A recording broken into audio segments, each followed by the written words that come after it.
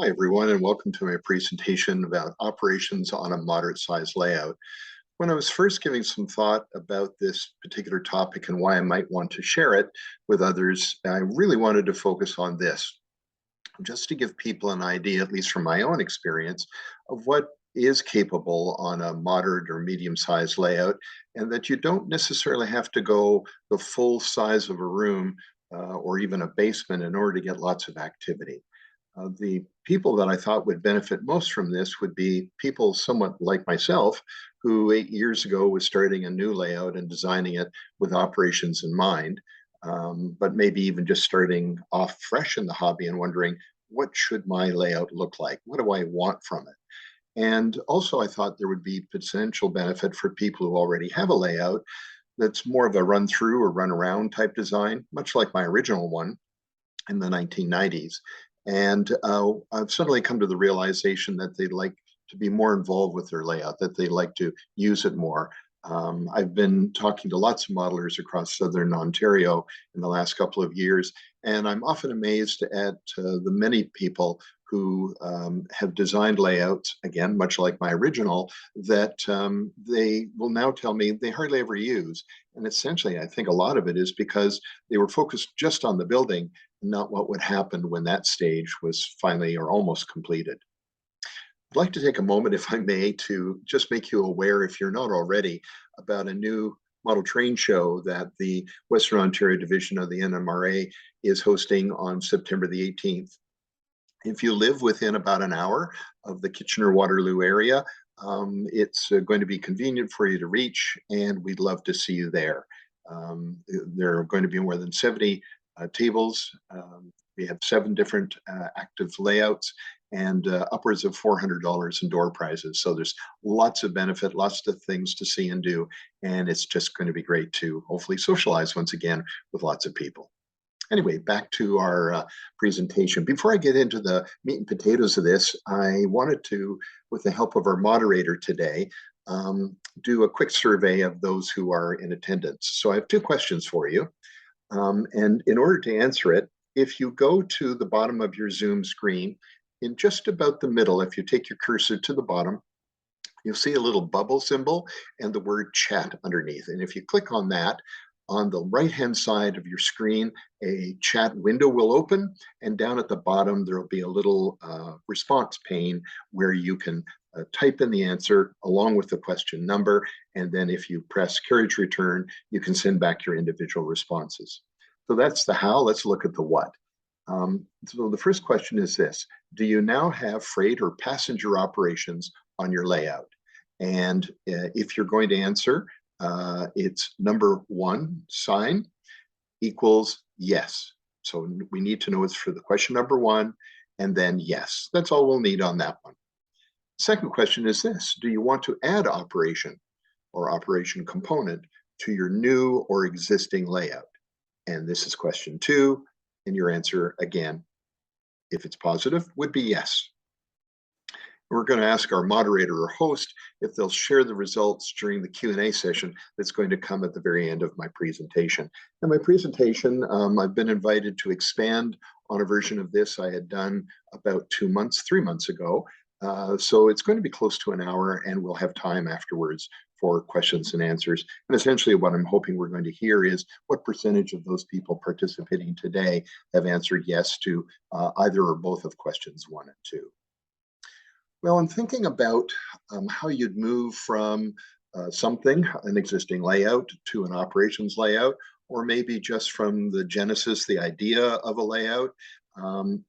These are the sort of the 3 major progressions that made sense to me. You're going to plan it, ultimately you're going to create it and build it, and then of course you want to use it. So we'll talk about elements and components of each of these as we move along.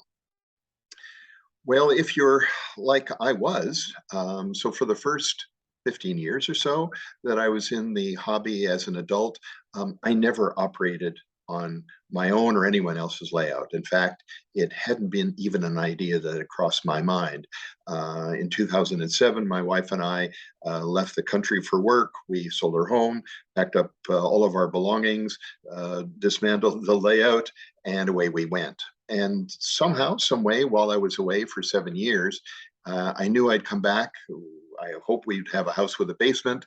And it suddenly dawned on me one day that I could perhaps do more with my next layout than I'd ever really conceived in my first.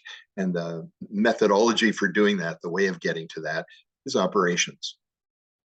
Well, what are railroad operations? What do we mean by that? Well, I turned to Wikipedia, and we won't get into all the words that are here, but essentially, railroads are in the business of making money, and operations is really the way they organize or manage themselves to get that done. And to do that, they use two basic components of the business. One is the infrastructure, so everything from the track right of way and the tracks themselves to the bridges, and tunnels, and so forth, and also the rolling stock. And in this regard, you'll note that Wikipedia chose to include locomotives with rolling stock. I've tended not to do that in my own mind, but that's the way they did it. I'm not biased against passenger operations. I had it as a part of my original layout, but on this one, I simply don't have the room. So I'm focusing on freight. So here's their definition of freight operations in Wikipedia. So it's it's railroads are in the business of making money, of course. So it's about the moving of goods from manufacturers and suppliers to customers, and in some cases between, and all the aspects of getting that done, the managing of it, and the organization of it. And the last line, that in order to do that, there tends to be often, not always, at the switching level of the railroad, the more specialized locomotives that get that done, although that's probably an older concept than we see on today's railroads. So what do I mean by a moderate size layout? Well, it's always subjective to a certain extent, but here's my criteria. I was looking at something between 100 and 250 square feet in total area. So then what are the small and the large by comparison? Well, small, we've all probably had a small one at some point in our lives, either as kids or much later when we didn't have a lot of room. So anything from a shelf layout to a 4x8 sheet of plywood. And we know that there are lots of layouts that some people have even on the back of a slab door. And the large ones, of course, essentially can grow as large as you can possibly imagine. I know there's one club north of where I live, just outside of Waterloo, Ontario, and they have a whole Quonset hut filled with their layout. So large can be huge. So why did I incorporate operations in my current or newer layout? Well, the first one was I wanted to be engaged with it.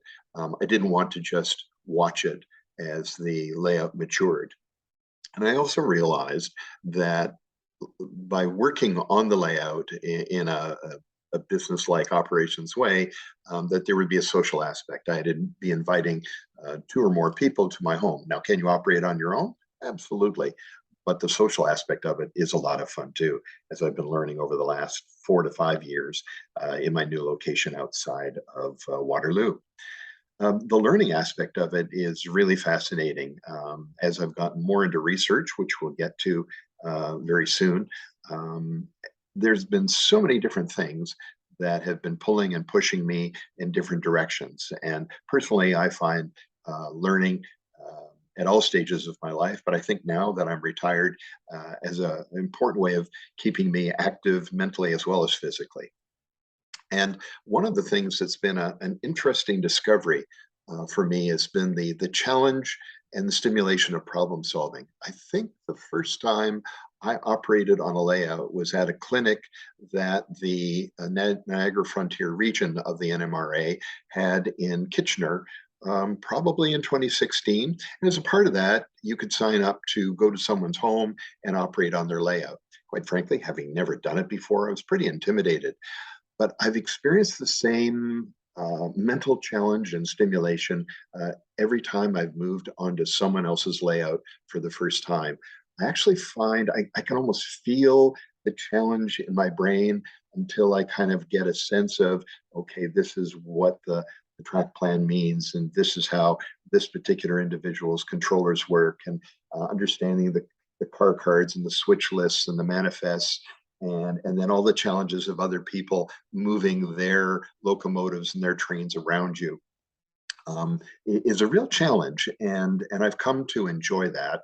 Um, I liken it to being a three-dimensional moving puzzle or Sudoku, and I think that's an aspect of operations that perhaps many of us overlook, and I do think there's some real benefits to it at this stage of my life, at least.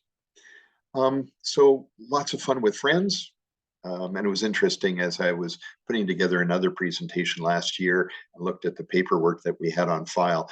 There it was the last time that we had operated on my layout, which is pictured, part of it is pictured here, was in March of 2020, which is when we went into lockdown for the first time.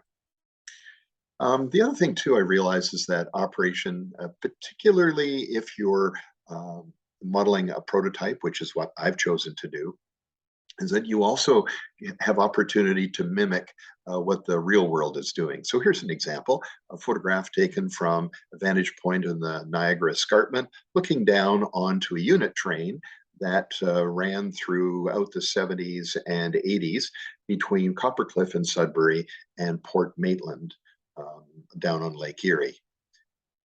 And here's my version of it, complete with consists. So what do we mean by operations in a practical sense? Well, we can describe it in words, but it seemed to me a great way for those who are, like I was, very new to this aspect of the hobby, is to actually show you. And the best way to show you, I think, is through a simulation. So one of the industries on my layout is the American can factory, or at least one of the original American can factories in Hamilton, Ontario. And this is a picture of it here. The track in the foreground that you see was at the time a Grand Trunk. And if you look down here in this plan, get my cursor going, there's the Grand Trunk line there.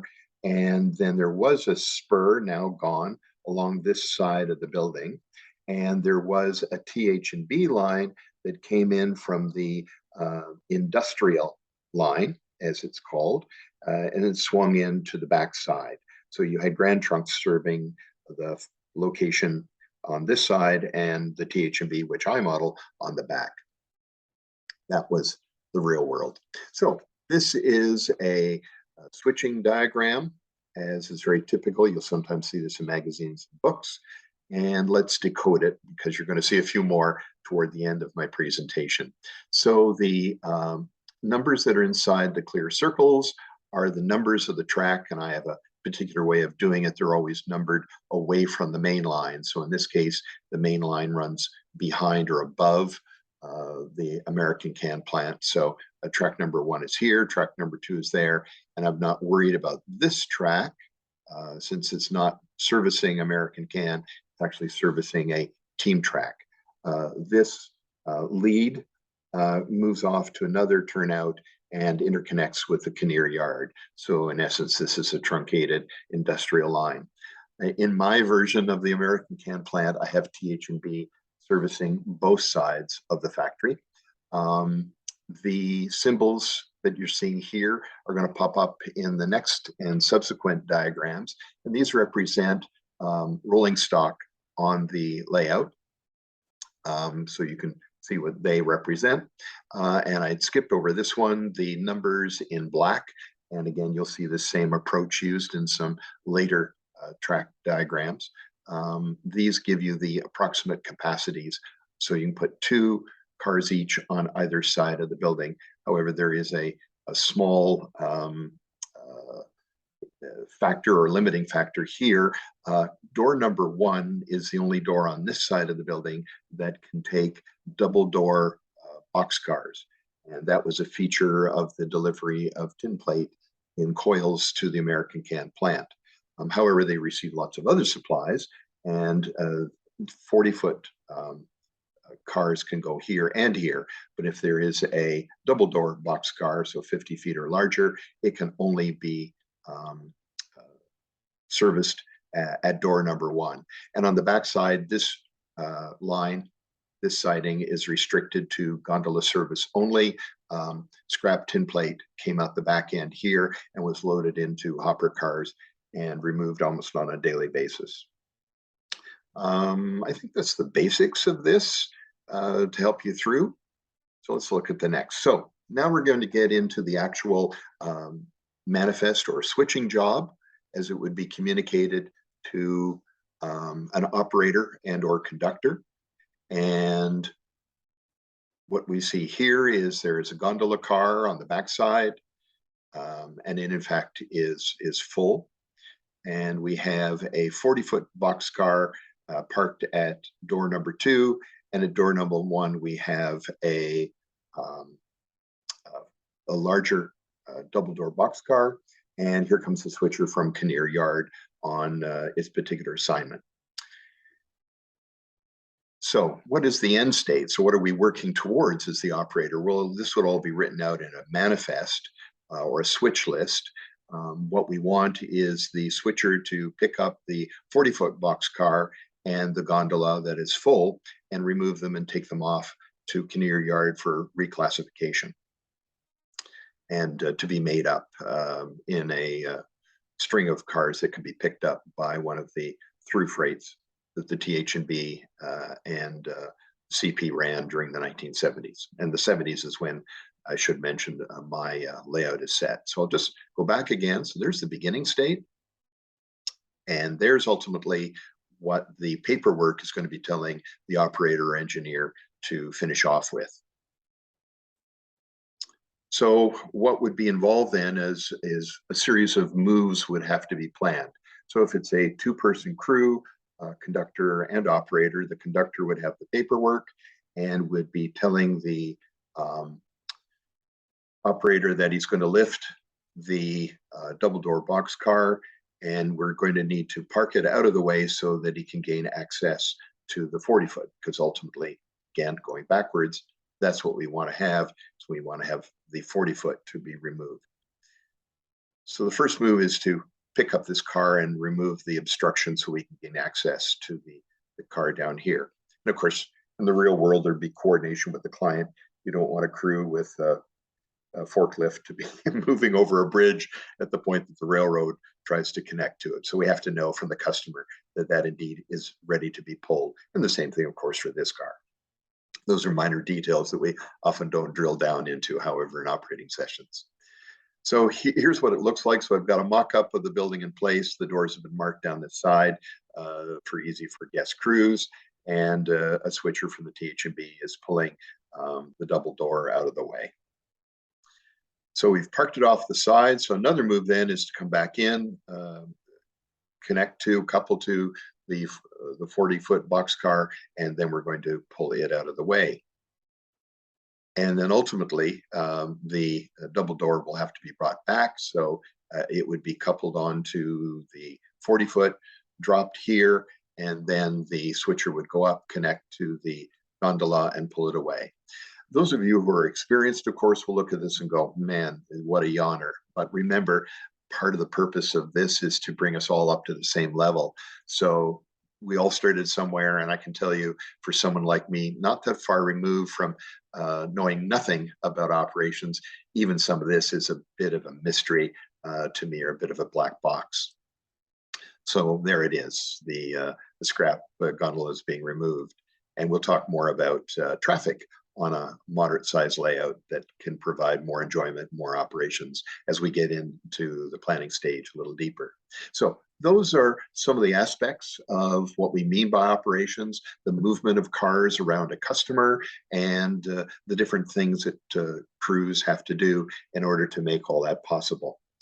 So let's get a little deeper, shall we? Roll up our sleeves and get into the planning in a more systematic way. So it seemed to me, as I thought about this original presentation, that I could break down the planning process into at least 6 discrete components with obvious interaction between them. So it's, what is the railroad you're modeling? What's your roster going to be? What kind of a schedule are you running? What are the industries that you're going to service? What are the loads that are generated by these industries, both in, to, and out of their locations? And what is the rolling stock that's needed in order to do that? And that would include, of course, power as well. So the railroad, well, I model, in my case, the Toronto, Hamilton, and Buffalo Railroad, which is a fallen flag. and I look at traffic on two subdivisions, the Welland, which runs from Hamilton to Welland, Ontario, and Dunnville, the Dunnville subdivision, which ran south from a Y located in Smithville down to Port Maitland. And I also modeled for a particular industry, the CN Port Colborne line, which did interconnect with the just outside of Coalyard and Welland back in the 1970s. So if you're not familiar with it, here is where the TH&B trackage ran. Of course, one of the ironies always about the Toronto, Hamilton, Buffalo Railroad is it never reached either of the major cities in its name. It used running rights over CPR, which was one of its major shareholders, to reach Toronto, and it did the same thing essentially beyond Welland to Buffalo. But such are the nature of early railroading in Canada and North America. So there's the Welland subdivision, there's the Dunnville subdivision, and there's the additional trackage in green. That's CN running from Welland down to Port Colborne on Lake Erie. So here's where I'm trying to model that. And just let me orient you in this room and what I mean by a moderate size.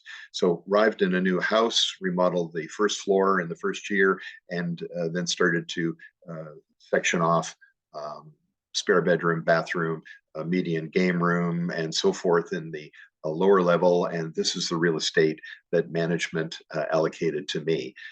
This room from the far back wall to the front right where the camera is positioned is 22 feet. Back here, the width of the room is just over 6 feet. And in this area here and off to a view block that you can't see on the left-hand side, the upper deck, it is 8 feet. And in behind this view block on both levels, double deck layout, obviously, there is a 4-foot wide helix that allows the movement of rail traffic between the two levels. If you look over here on the right side, you can just make out here where my cursor is running an incline.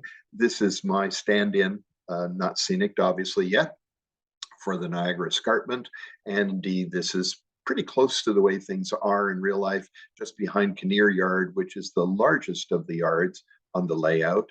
The climb up to the Niagara Escarpment starts. In the real world, it's actually slightly to the east of Kinnear. The big difference between this layout plan and those of you who have run around and run through types of track designs, again, my previous layout, 10 by 12 foot room, I had one small yard, just one, and everything else was a track that was moving through scenery. Here, it's almost the complete 180-degree opposite. We've got a marshalling yard here, we've got a main classification yard here, an engine servicing facility here, the coil yard, which is in Welland, is up here, and everything else is filled with industry.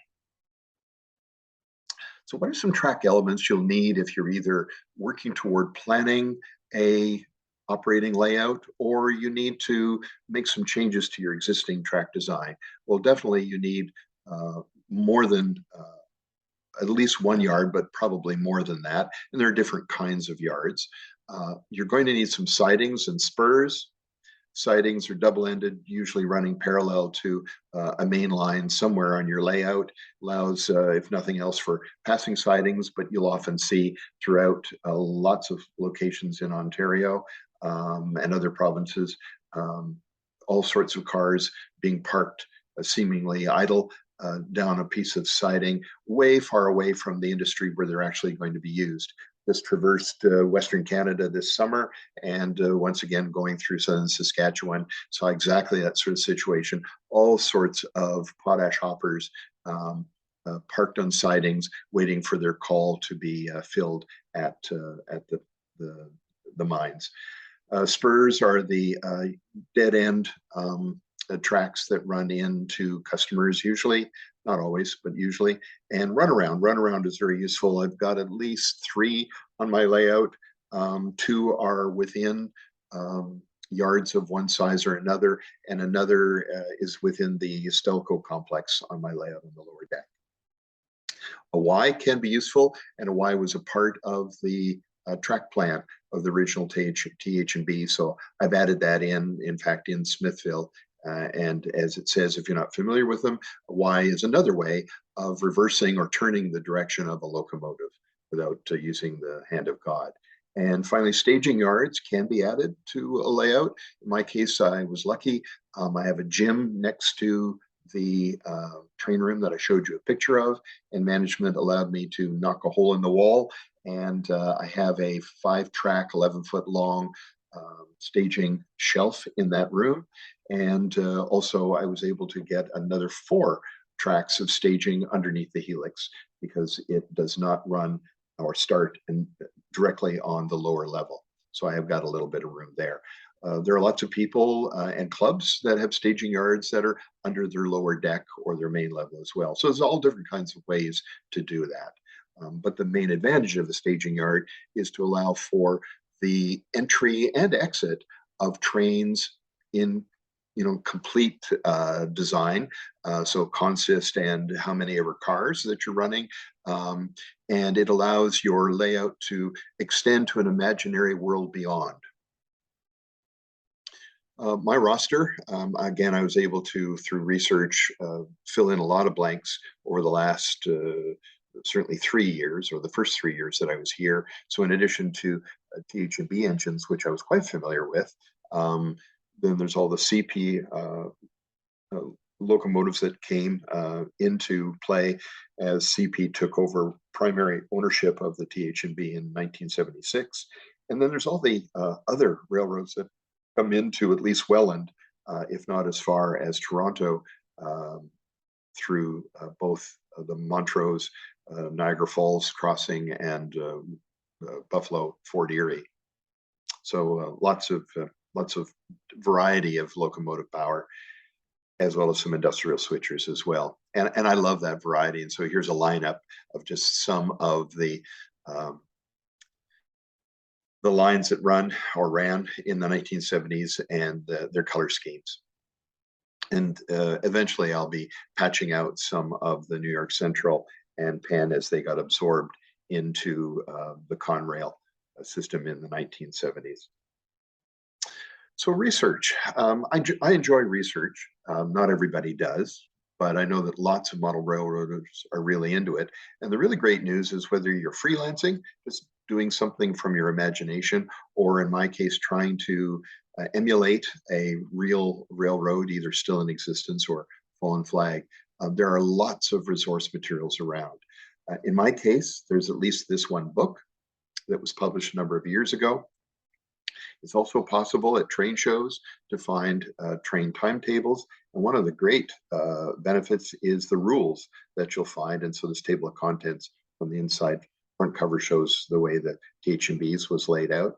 I'm also involved with the TH&B Historical Society, and I was just recently at 2 modelers' homes in Southern Ontario who've chosen to model railroads like the Central Vermont in New England, and they belong to the historical societies down there. So they're a wonderful source of information of all sorts about how the, not only how the railroad operates or operated, depending on your time period, but also structures and other aspects of operation. And the TH&B magazine, TH&B Historical Society magazine, every issue has a reproduction of what is called the 41003. And that always gives you a copy of a real manifest or consist report from a particular period, from anywhere from the 1950s on up to the 1980s. So from all the research that I was able to lay my hands on, this is essentially what I was able to put together. I'd like to suggest to you that if you are like some of the fellows that I've gotten to know in the last 8 years, and they're doing freelance or even hybrid prototype freelance railroads in their basements, coming up with some kind of a schedule of what the traffic might look like on this layout that you're building or have built is a really important aspect of getting ready to move into operations. One of the things that it helped me to do is to determine how much electricity power I was going to need for the layout. And this helped me to design a two division power division setup with 5 blocks in each division, because if I got upwards of 4 separate operators, each with consists as large as 5 locomotives, potentially moving concurrently, the amount of draw at any one time could be fairly significant. And anyone who's operated on their own or other layouts know that short circuits and other interruptions that can occur can take away from some of the fun and the enjoyment. And so that's one of the things that was a helpful outcome of just doing this degree of planning. I was also encouraged to put together some string diagrams before starting to get into another aspect of the planning. So this is what it looks like for just one customer area on my layout. And what this allows you to do is to better plan movement, particularly if you're using a method for organizing or managing your operations as I do. And I'll get to that in a moment.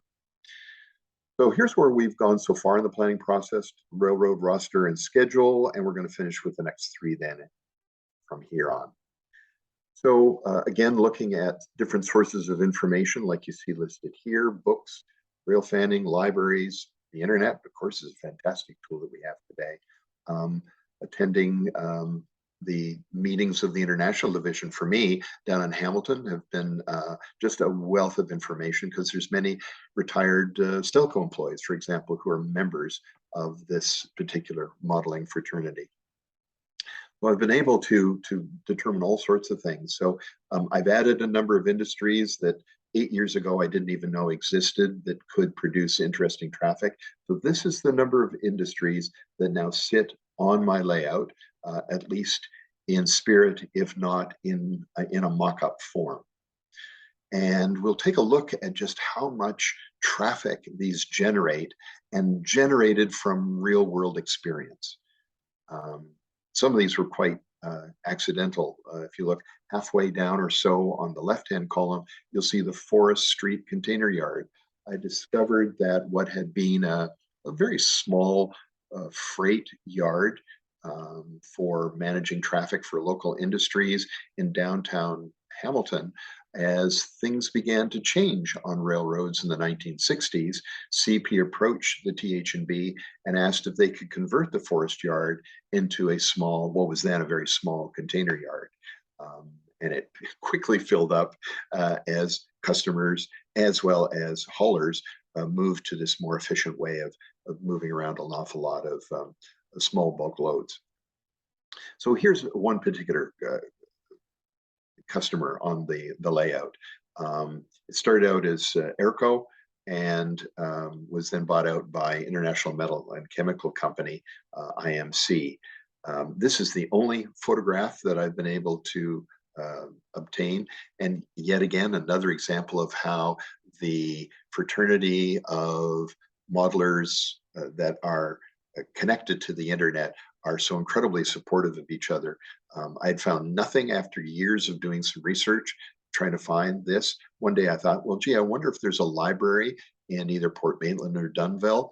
The question is yes, there was in Dunnville. I discovered that there was an historical society. So just on the chance, I emailed the man whose name appeared against the Historical Society in Dunnville. And within 4 hours, he responded. And shortly thereafter, I got this photograph. This is the area of the plant that I've been able to fit on my layout in a small area, and it will generate a fairly sizable amount of traffic coming from Florida and from Coppercliff.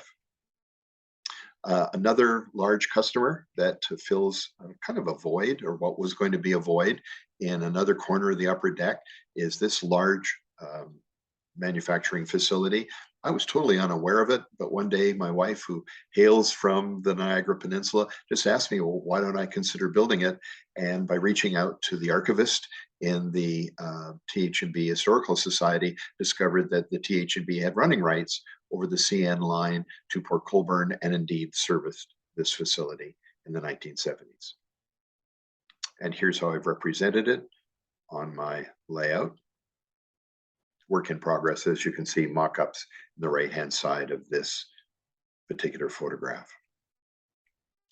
Atlas Steel is another one. I met, 15 years ago, a man who worked his entire life at Atlas Steel, and he's been a great source of information.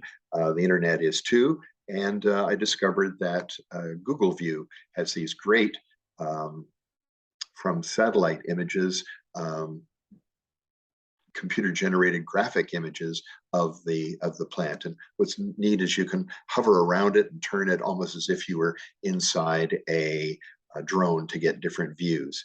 So I've selectively compressed this. So the basic oxygen furnace is here. And this shed, the material sorting, and then I left out about a 1/4 mile of shed here and have included the shipping shed, which is way down at the left-hand side in the actual plant area. The scrapyard, which is in fact runs north here for, probably close to 1/2 mile, just occupies this small area here and will be nestled up against what is the blower facility here. I've still got to work all that in. And as you'll notice, just going back to that, selective compression is absolutely essential when trying to model large industrial facilities on a layout, which really comes hand in hand with anyone who's thinking about operations. Loads then generated by these kinds of businesses. Well, this is just an idea of the kind of traffic.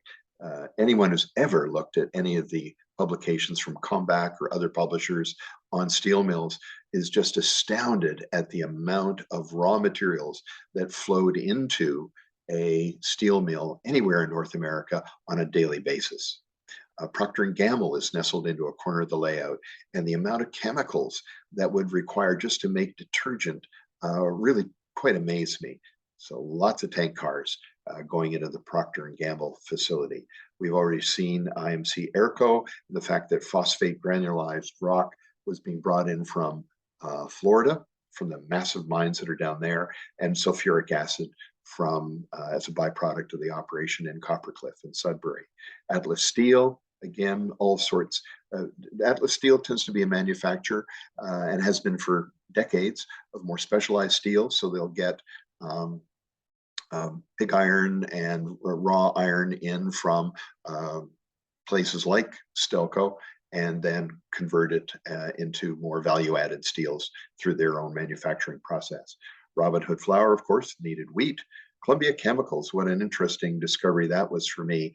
It was kind of by accident. I'd seen a hopper car one day that was being released by, I think, Scale Trains, knew nothing and never heard of carbon black, which is what Columbia Chemicals produces. Wondered, gee, I wonder if there's one anywhere in the area of the railroads I was modeling, and discovered that indeed a carbon black manufacturing facility had been established in Hamilton in the 1960s. So I was off to the races on that one. And the American Can, we've seen that one already. There's lots of input and specialized boxcars involved in that particular industry. Well, with specialized and different kinds of input comes the need for different kinds of rolling stock. And just a comment here, we all are familiar, or many of us are familiar with the term, the transition era, being applied to at least the first 5 years of the 1950s, as railroads post-Second World War accelerated the removal of steam engines from their locomotive rosters and switched over to diesel power. But it seemed to me, the more I've read about the era that I've settled on modeling in the new layout, the 1970s, that it really represents, in my mind, a second transition era. And why is that? Well, if you look at the composition of freight fleets prior to the Second World War, they were probably, for many of the large North American railroads, probably 80% boxcars in one form or another, and that rapidly changed after the Second World War. You see specialized freight cars, refrigerator cars, but also you see more gondolas, more hoppers, more different kinds of specialized handling equipment appearing on the railroad. So we see a change in rules that affected interchange, particularly a transborder, the removal of roof walks that occurred starting in the mid 1970s would be one example that immediately comes to mind. So lots of change in this period too. So I needed to make some changes to what I had originally been purchasing for my original layout, which was set in the 1950s. Anyway, here's an example of a specialized car. This is within an industry, Stelco, but Stelco is a very major source of business and rail activity on an operating railroad like my layout. So these high riser cars were built in-house, and thanks to getting to know Ray Hoadley, I've gotten plans and photographs like this. So here's an example of just some of the specialized kinds of cars, either within plant facilities or involved in bringing material either to or finished product out of these steel industries on my layout. Here's a bottle car. If you've never seen one, go by different names, sometimes called torpedo cars. Here's a different kind of specialty car. Those with a really quick eye, which I don't have, might immediately notice that we're looking at three-wheel bogies. So yes, indeed, as steam era coal cars were being brought into Stelco to be turned into scrap metal, the crews kept these cars and, or I should say the frames and wheels, and then produced specialty cars like this one. And this is carrying, I think, bar or rod from one of the mills to another. Ingot cars, again, a specialty car that comes out of the blast furnaces or basic oxygen furnaces, actually more the latter. Robin Hood flour. Anyone who's opened up a box of cereal new and wondered where's all the cereal because it's settled down into the box and the box appears to be half empty, knows what happens with certain kinds of products when they're being transported. So it turns out that if you are transporting flour and you want to try to find beyond bagging it or putting it in barrels, a more efficient way to move it around, once you put it into a hopper and shake it for a while, it just really compacts at the bottom. You open up the bottom and nothing falls out. So the creative individuals who design and build freight cars came up with a number of different ways of assisting powdery and small fine granular materials to be offloaded. And essentially they come in two different forms. Air slide is one brand name and mechanism inside hoppers to do that, and the other one is pressure aid. And so you'll see both of those servicing Robin Hood Mill. Columbia Chemicals, again, because of this unique, almost soot-like, but not soot, product called carbon black, it needs very, very specialized handling equipment. Otherwise, you're looking at a very, very labor-intensive way of doing it, which is what happened in the 1960s. So here's some example of models that you and I can buy. The pressurized, the giveaway or the tell on these always is the piping along the side of the bottom of the hopper that is connected, of course, at the terminus where it's going to be offloaded and the air is pumped in. The air slide hopper, the discharge bays are different, but the real mechanism is the bladder system on the inside that kind of is almost like an accordion that squeezes and pushes. If you've ever watched those, I forget the term for it, but the units that can be used to squeeze piping, icing onto a wedding cake, same idea. That's what works inside an air slide hopper. And here's the model that inspired me to find out more about carbon black. And by the way, if you're like me and you've never heard of carbon black before, carbon black is used in a wide range of products to this day. And it is, among other things, the ingredient that adds strength to tires, as well it gives tires their black color. And the same thing for hockey pucks. Hockey pucks are black largely because of carbon black. But these hopper cars have a couple of features that make them different. One is a lot of hatches across the top. This one has 23 because the load doesn't easily flow out like grain or gravel would. Tends to have a lot of static charge. So if you're going to fill the hopper, you need a lot of different access points. The other one is that if you look at this, it looks like a box car, but it's maybe not hard to tell at your end, but there's a rivet line here that is in fact the slope sheet of a standard hopper that's in the inside. And in this cavity at either ends is inflation equipment. So there are large rubber bladders at either end that, again, much like an air slide hopper, inflate and squeeze the product out the bottom. And the last thing that's unique about the design of these cars, both at the terminus end and on the hopper cars themselves, are discharge bays that extend and actually mate. So it forms a tube or a pipe so that there's no chance of the carbon black escaping. Otherwise, trust me, from the pictures I've seen, you'd have a major mess on your hands. Onward, specialized freight cars equipment. So American Can, I think we've talked about them before. Westinghouse, the Westinghouse plant that I modeled is the one that produced large industrial sized generators. So heavy duty flat cars and depressed center is the name of the game. You need line tank cars at IMC and Airco, and Welland Tube Works.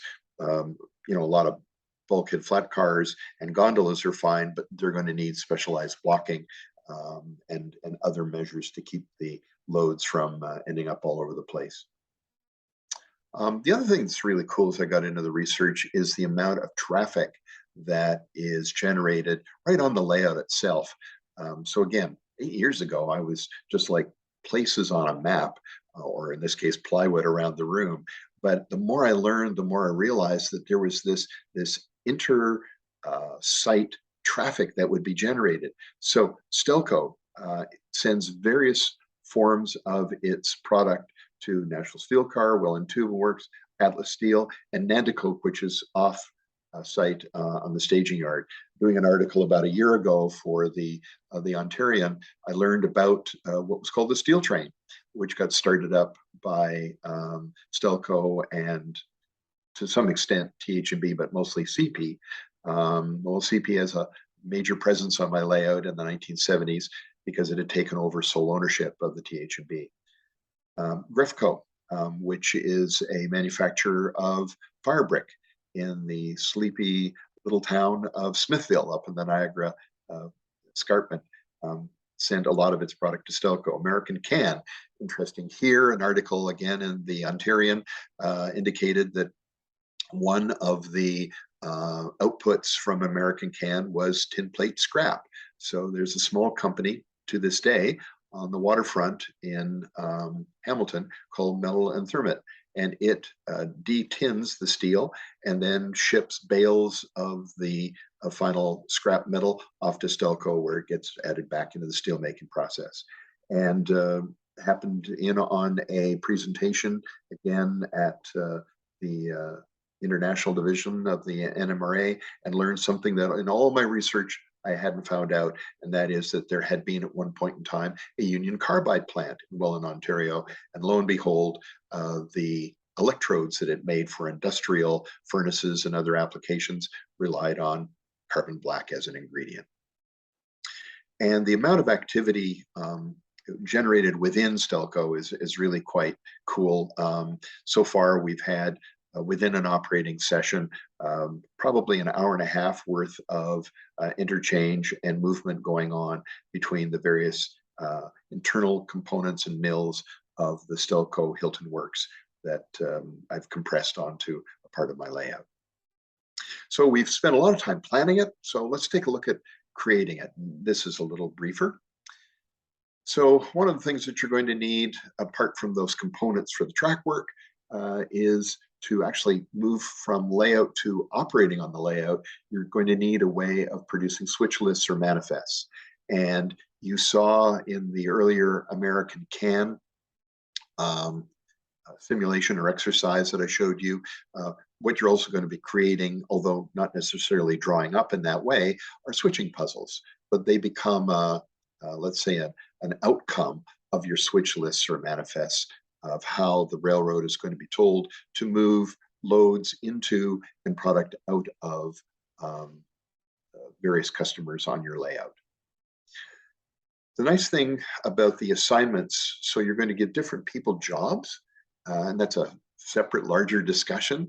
But the basic one is either a single individual or even better, a team of an operator, engineer, and a conductor working a locomotive with a switching assignment. And they're going to be following the switch list. And number one, a team tends to make the work go more smoothly.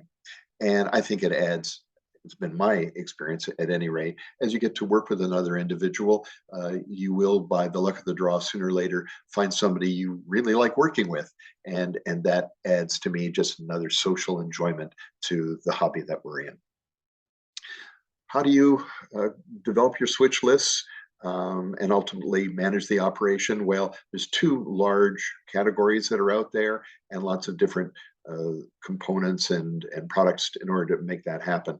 The most basic one that you see most frequently are car cards and waybills, but the other way of doing it is by computer software. I chose computer software. I'm certainly not a computer geek, but after working a fair amount with car cards on other people's layouts and doing some investigation, I looked at the cost.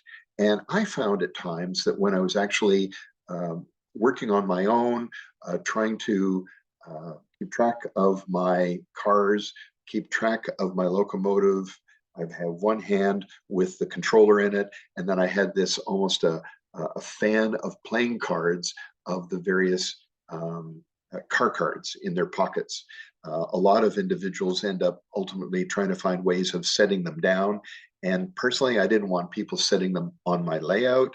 And you've seen the size of it. So I don't have a wide enough aisle that I can provide a table so people can lay everything out flat. So it seemed to me that this was, for me at least, the better and cheaper way to go. JMRI happens to be freeware. It's supported, sponsored as best I could have learned through the NMRA, an amazing piece of programming that's constantly being updated, has great support online through a community and the people who are actually doing the programming. There are lots of individuals around I've been able to find that have a lot more knowledge and expertise in it. In one sense, I've been blessed. A gentleman who's a master model railroader down in the Hamilton area has been willing to be my coach and has on a couple of occasions spent upwards of half a day just helping me work through little challenges that I've had in order to produce more realistic operating sessions. So this is the kind of output that the computer software produces that I'm using. Different systems will have different outputs.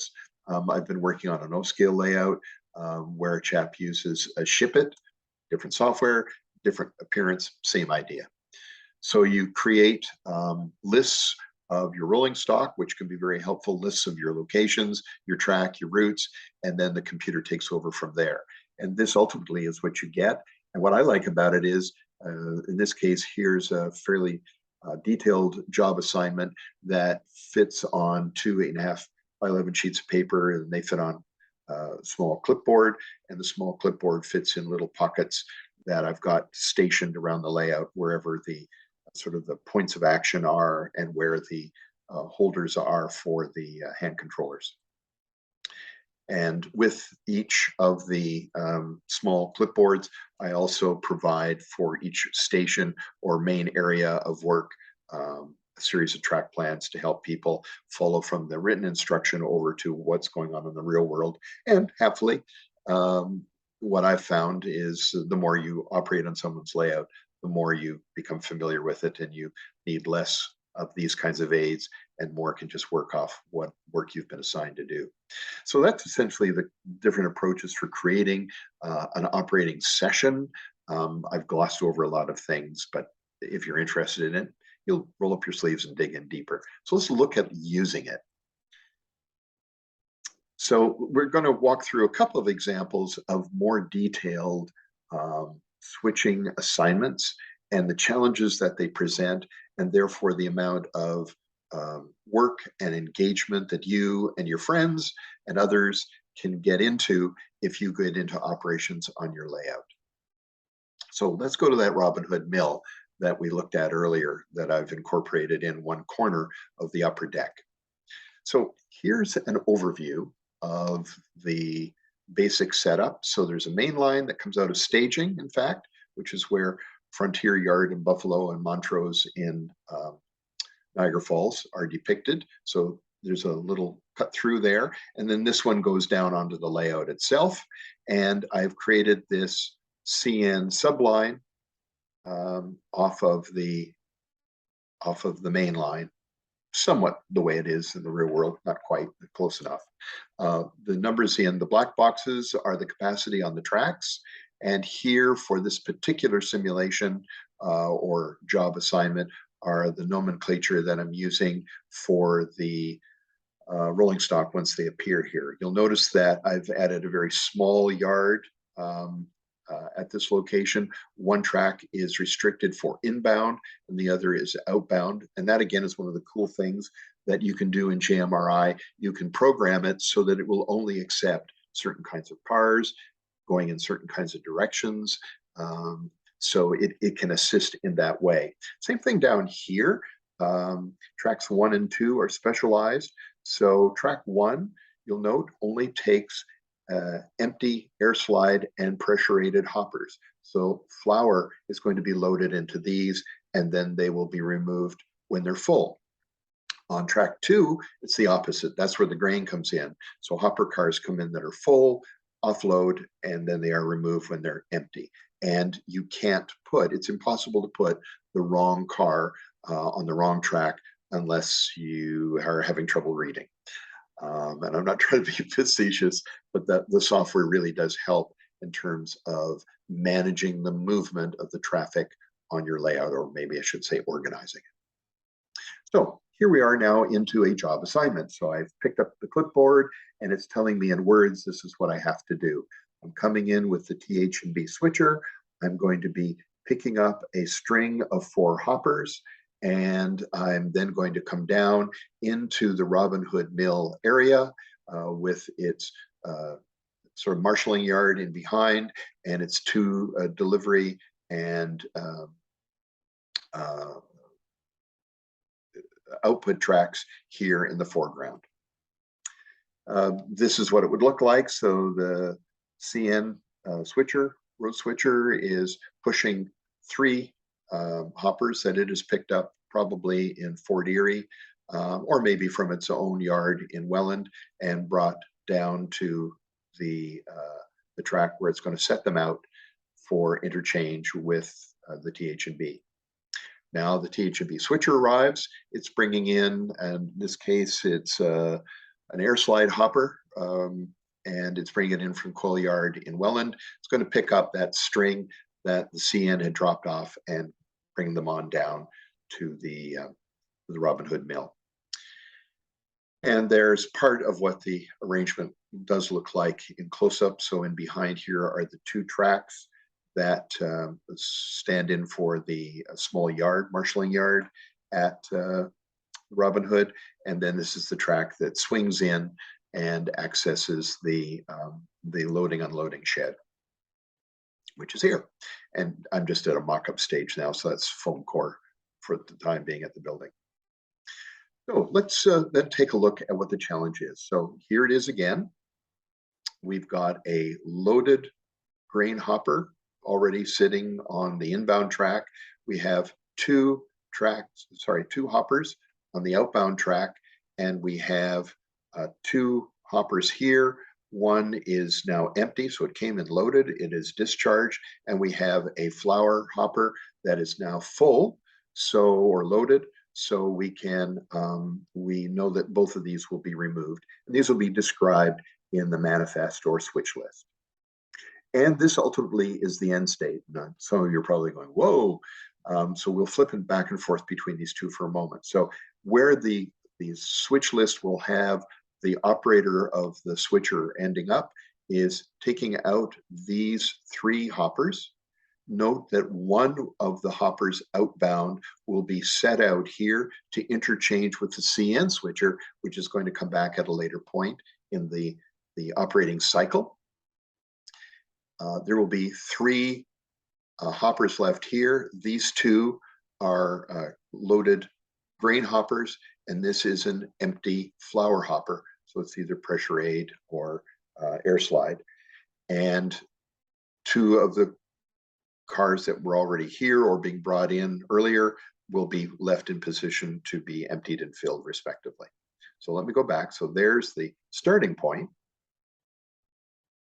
and there's the end point, the goal for this operating session. And my guess is, running at regular speed, this is about maybe a 15 to 20 minute job. A little longer if you need more time to think it through, and that in itself is not a bad thing as you're starting out to learn this aspect of the hobby.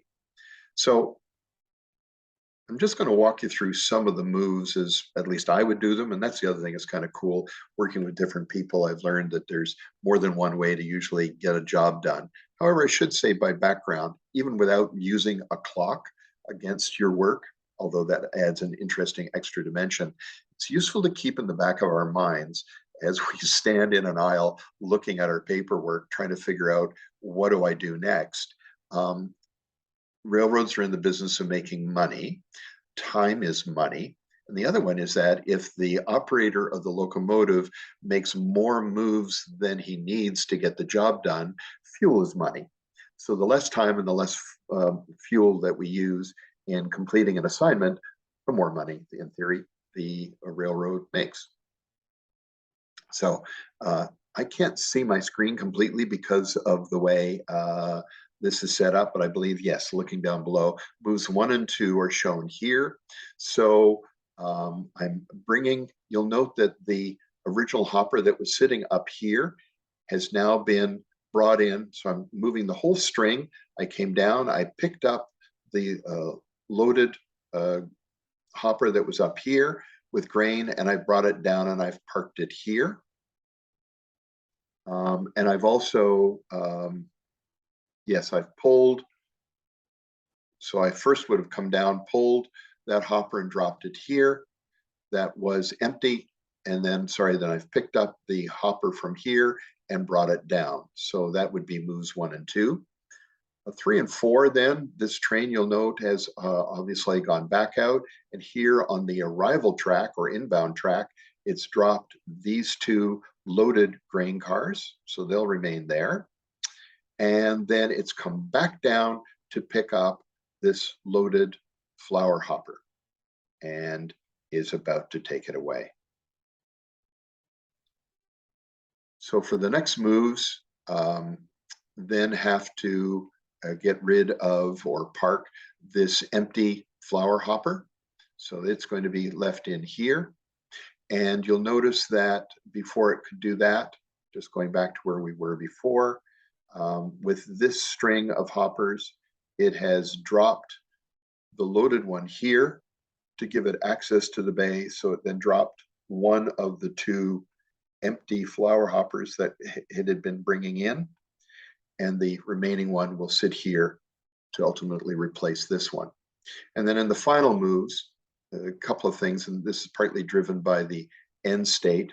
The end state required us to drop this hopper so that CN could pick it up later in interchange. So right now, you'll see that that hopper is sitting inside this cut of hoppers. So we're going to have to change or sort these cars differently before we leave. So that's going to be the final set of moves. So I come back in with the locomotive after I drop this. I pick up this full flour hopper. I come back in and I will pick up these two and cut this one off from the last. I will drop this hopper here temporarily, set it out, another terminology. I've gone back in and picked up this remaining hopper for the string of 3 hoppers that will be returned to coil yard with the TH&B switcher. And the final move will be to back in, pick up this hopper, which will then allow us to finish this way. So there's an assignment. Not every assignment is identical at Robin Hood, but there's a certain repetitiveness because of the number of sidings and the nature of the commodities that are going in and out. I mean, essentially talking to. So it is still somewhat simple, but it is more involved. I expect some of you would readily admit and agree with. And let's look at the final one for the presentation, and then we'll bring this to a conclusion. Atlas steel. So this is a view, as you can see, of the basic oxygen furnace at Atlas, and it's part of what I model. So again, let's take a look at the layout of what I've chosen to compress into the space available. So the basic oxygen furnace is over on the extreme right. It's 2 tracks. Each track has a capacity of 1 car. The material shed provides the final sort for the scrap materials that go into the basic oxygen furnace, plus any other ingredients. And it has a capacity at a time of 1 car. And again, these numbers in the circles are the numbers of the track. And then shipping. Shipping will do a variety of things, both receive inputs, of course, from the production end of the facility, and then we'll load them onto specialized cars for pickup and shipping to distant locations. AD is a short form for arrival departure track. It's not uncommon when designing a yard or a facility like this that 1 or more tracks will be designated for arrival and departure. What this essentially means is it's possible over time through a series of small cycles with their own moves that cars will be classified and dropped ready for a train or switcher from elsewhere on the layout to come at some point and pick them up and remove them. And at the same time, arrival is the same thing happening inbound. So I think that, I hope, is clear. So let's then take a look at what the starting point is. So you're the operator arriving with a switcher, or at some point in time, you'll be an Atlas switcher, but there will be cars that will come in from elsewhere, which would change the assignments ever so slightly. So if this is a TH&B switcher, in this case, it's going to stay the whole time on the assignment. It's coming inbound with these 2 hoppers. But look at what is still here and look at the table down below as a way of sorting through it. So staying within the plant to a certain extent are these gondolas and ingot buggies. Ingot buggies stay inside the plant all the time. So they're down, 1 empty, 1 full at the basic oxygen furnace. Here we've got scrap that has come from the scrap yard, and in the material shed, it goes through a second sort. And over here, then, it has been added to the next melt and is now empty. Up here in the shipping shed, we've got a gondola that's ready to be shipped, and we've got an empty one arriving over here. As I work this one through, all this means down here is that there's 2 classifications of scrap gondolas. So here comes a gondola with scrap into the plant, and then you have a loaded scrap here, and we've got another one represents, the first sort here in the scrap yard. And so what the written instructions will say at some point is pick up car whatever from this track and move it on up into the material shed. So let's take a look at the end state. So there was the beginning state again, the inbound over here on the left. We're going to have the ingots from the blast furnace up here for stripping and ready for shipment out. We've got From here, we've got the scrapyard. We've got a load of scrap that's going to move up to the material shed. We've got the second sort in getting ready to be added. And we've also got other cars positioned now down on the scrap line. So how would we go about achieving this? Oh, and by the way, here's a picture of the switcher that I'll be adding at some point, I hope in 23 or 24. So again, the beginning state. So in terms of moves, we will drop the inbound, not on the arrival track in this instance, but over here in this area. That frees up our switcher to go up and clear the shipping shed. So there's 2 moves. And in 3 and 4, it's gone in and initially pulled both of the gondolas that were here, parked the empty over here so that the second sort of scrap can be moved into the basic oxygen furnace. And moves 5, 6, and 7 now allow, while pushing a number of inbound or internal move gondolas, allows us to begin to sort the buggies with the ingots, and in particular, of course, this one that's loaded ultimately has to end up over here in the shipping shed. So thank you. There's hopefully a good list of things that you might want to consider if you're thinking of planning, and some idea, I hope, of how you can go about enjoying operations on a layout, either under construction and planning, or one that you might want to modify at some point in the future. And we'll turn things over to Q&A and just find out the answers to those survey questions at the beginning.